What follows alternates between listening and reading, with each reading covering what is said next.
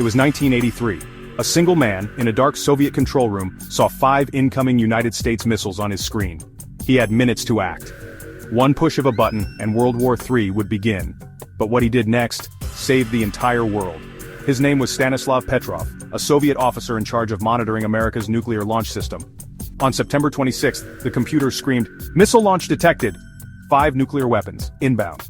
Petrov stared at the screen and said, "No." He refused to report it to command. Why? Because he trusted his gut. There was no radar confirmation. The launch pattern seemed off, and most of all, he hoped no one would actually be crazy enough to start a war like that. He called it a false alarm, and he was right. The system had malfunctioned.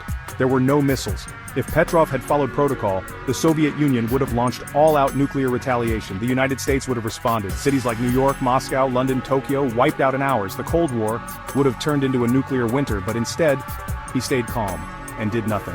Was he hailed a hero? Nope. He was scolded, then quietly reassigned. No medals, no parades. The world didn't even hear about it until years later.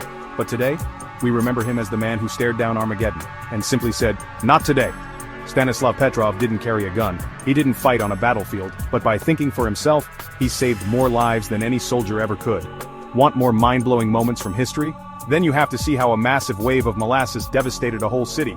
Tap now to watch The Deadly Molasses Tsunami, History's Sticky Crime Unfolded.